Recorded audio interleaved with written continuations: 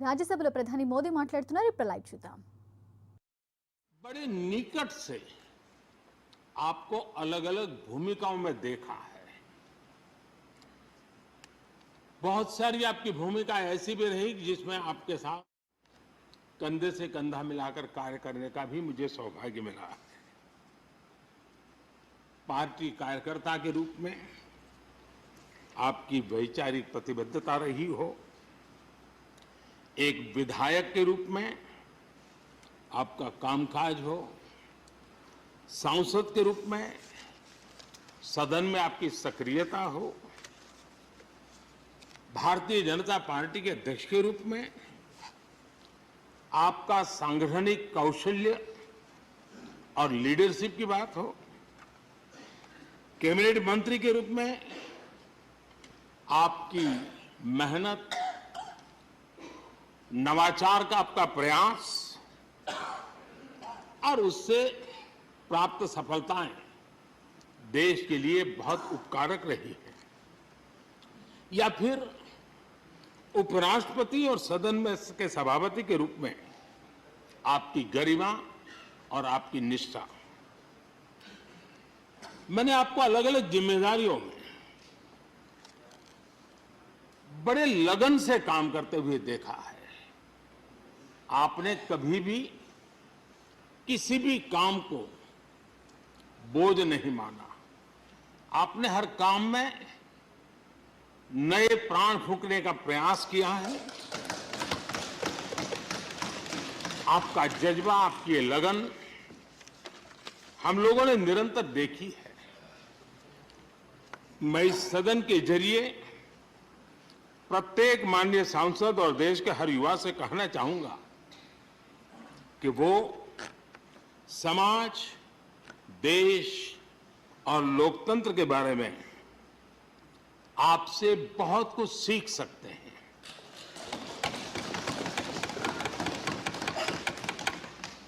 Listening, learning, leading, connecting, communicating, changing और reflecting, reconnecting जैसी किताबें आपके बारे में बहुत कुछ बताती हैं. आपके ये अनुभव हमारे युवाओं को गाइड करेंगे और लोकतंत्र को मजबूत करेंगे. आदरणीय राष्ट्रपति महोदय, आपकी किताबों का जिक्र मैंने इसलिए किया क्योंकि उनके टाइटल में आपकी वो शब्द प्रतिभा झलकती है जिसके लिए आप जाने जाते हैं. आपके वन लाइनर्स, बीट लाइनर्स होते हैं और विन लाइनर्स भी होते हैं.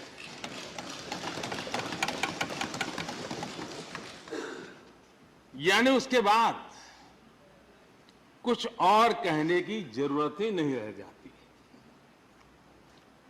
Your each word is heard, preferred and reward and never countered.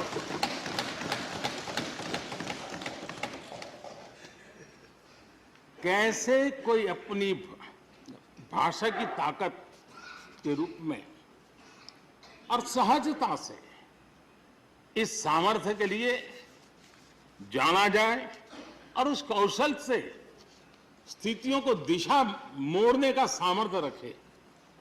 सचमुच में आपके इस सामर्थ्य को मैं बधाई देता हूं. साथियों, हम जो भी कहते हैं वो महत्वपूर्ण तो होता ही है, लेकिन जिस तरीके से कहते हैं उसकी अहमियत ज्यादा होती है. किसी भी संवाद की सफलता का पैमाना यही है कि उसका गहरा इंपैक्ट हो, लोग उसे याद रखें और जो भी कहें उसके बारे में लोग सोचने के लिए मजबूर हो. अभिव्यक्ति की इस कला में वेंकैया जी की दक्षता, उस बात से हम सदन में भी और सदन के बाहर देश के सभी लोग भली भांति परिचित हैं। आपकी अभिव्यक्ति का अंदाज जितना बेबाक है उतना ही बेजोड़ भी है।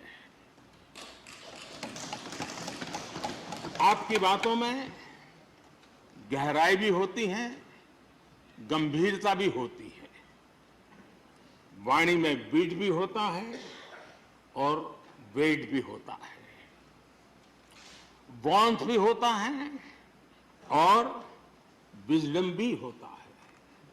संवाद का आपका तरीका ऐसे ही किसी बात के मर्म को छू जाता है और सुनने में मधुर भी लगता है।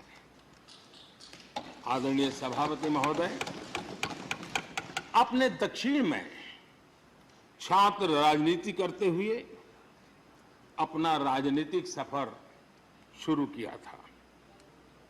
तब लोग कहते थे कि जिस विचारधारा से आप जुड़े थे उसका और उस पार्टी का निकट भविष्य में तो दक्षिण में कोई सामर्थ्य नजर नहीं आता है, लेकिन आप एक सामान्य विद्यार्थी कार्यकर्ता से यात्रा शुरू करके और दक्षिण भारत से आते हुए उस पार्टी के राष्ट्रीय अध्यक्ष के शीर्ष पद तक पहुंचे। ये आपकी एक अविरत विचार निष्ठा, कर्तव्य निष्ठा और कर्म के प्रति समर्पण भाव का प्रतीक है। अगर हमारे पास देश के लिए भावनाएं हो, बात कहने की कला हो, भाषाई विविधता में आस्था हो, तो भाषा क्षेत्र हमारे लिए कभी भी दीवार नहीं बनती है। ये आपने सिद्ध किया है। आदरणीय सभापति महोदय, आपकी कही एक बात बहुत लोगों को याद होगी, मुझे तो विशेष रूप से याद है। मैंने हमेशा सुना है आप मातृभाषा को लेकर के बहुत ही टची रहे हैं, बड़े आग्रही रहे हैं, लेकिन उस बात को कहने का आपका अंदाज भी बड़ा खूबसूरत है। जब आप कहते हैं कि मातृभाषा आंखों की रोशनी की तरह होती है, मातृभाषा आंखों की रोशनी की तरह होती है, और आप आगे कहते हैं और दूसरी भाषा चश्मे की तरह होती है। ऐसी भावना हृदय की गहराई से ही बाहर आती है। वेंकैया जी की मौजूदगी में सदन की कार्रवाई के दौरान हर भारतीय भाषा को विशिष्ट अहमियत दी गई है। आपने सदन में सभी भारतीय भाषाओं को आगे बढ़ाने के लिए काम किया। सदन में हमारी सभी 22 शेड्यूल लैंग्वेज में कोई भी माननीय सदस्य बोल सकता है, उसका इंतजाम आपने किया। आपकी ये प्रतिभा, आपकी निष्ठा आगे भी सदन के लिए एक गाइड के रूप में हमेशा हमेशा काम करेगी। कैसे संसदीय और शिष्ट तरीके से भाषा की मर्यादा में कोई भी अपनी बात प्रभावी ढंग से कह सकता है, इसके लिए आप प्रेरणा पुंज बने रहेंगे। आदरणीय सभापति महोदय, आपकी नेतृत्व क्षमता, आपके अनुशासन ने इस सदन की प्रतिबद्धता और प्रोडक्टिविटी को नई ऊंचाई दी है। आपके कार्यकाल के वर्षों में राज्यसभा की प्रोडक्टिविटी 70% बढ़ी है। सदन में सदस्यों की उपस्थिति बढ़ी है। इस दौरान करीब करीब 177 बिल पास हुए या उन पर चर्चा हुई, जो अपने आप में कीर्तिमान है। आपके मार्गदर्शन में ऐसे कितने ही कानून बने हैं जो आधुनिक भारत की संकल्पना को साकार कर रहे हैं। आपने कितने ही ऐसे निर्णय लिए हैं जो अपर हाउस की अपवर्ड जर्नी के लिए याद किए जाएंगे। सचिवालय के काम में और अधिक एफिशिएंसी लाने के लिए भी आपने एक समिति का भी गठन किया। इसी तरह राज्यसभा सचिवालय को सुव्यवस्थित करना, इंफॉर्मेशन टेक्नोलॉजी को बढ़ावा देना, पेपरलेस काम के लिए ई ऑफिस सिस्टम को लागू करना, आपके ऐसे कितने ही काम हैं जिनके जरिए उच्च सदन को एक नई ऊंचाई मिली है। आदरणीय सभापति महोदय, हमारे यहां शास्त्रों में कहा गया है, न सा सभा यत्र न सन्ति वृद्धा न ते ये न वदन्ति धर्मम। अर्थात जिस सभा में अनुभवी लोग होते हैं वही सभा होती है, और अनुभव लोग वही है जो धर्म यानी कर्तव्य की सीख दें। आपने मार्गदर्शन में राज्यसभा ने इन मानकों को पूरी गुणवत्ता से पूरा किया है।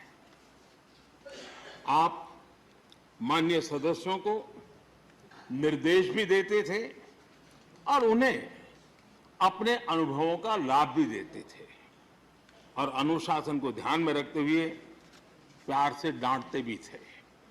मुझे विश्वास है कि किसी भी सदस्य ने आपके किसी भी शब्द को कभी अन्यथा नहीं लिया। ये पूंजी तब पैदा होती है जब व्यक्तिगत जीवन में आप उन आदर्शों और मानकों का पालन करते हैं। आपने हमेशा इस बात पर बल दिया कि संसद में व्यवधान एक सीमा के बाद सदन की अवमानना के बराबर होता है। मैं आपके इन मानकों में लोकतंत्र की परिपक्वता को देखता हूं। पहले समझा जाता था कि अगर सदन में चर्चा के दौरान शोरगुल होने लगे तो कार्यवाही को स्थगित कर दिया जाता है, लेकिन आपने संवाद, संपर्क और समन्वय के जरिए न सिर्फ सदन को संचालित किया बल्कि उसे प्रोडक्टिव भी बनाया।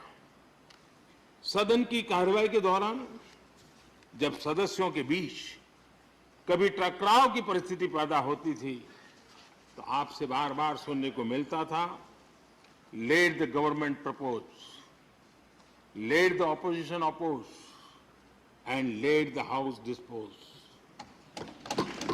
इस सदन को दूसरे सदन से आए विधेयकों पर निश्चित रूप से सहमति या असहमति का अधिकार है। यह सदन उन्हें पास कर सकता है, रिजेक्ट कर सकता है या अमेंड कर सकता है, पर उन्हें रोकने की, बाधित करने की परिकल्पना हमारे लोकतंत्र में नहीं है। आदरणीय सभापति महोदय, हमारी तमाम सहमतियों और असहमतियों के बावजूद आज आपको विदाई देने के लिए सदन के सभी सदस्य एक साथ उपस्थित हैं। यही हमारे लोकतंत्र की खूबसूरती है।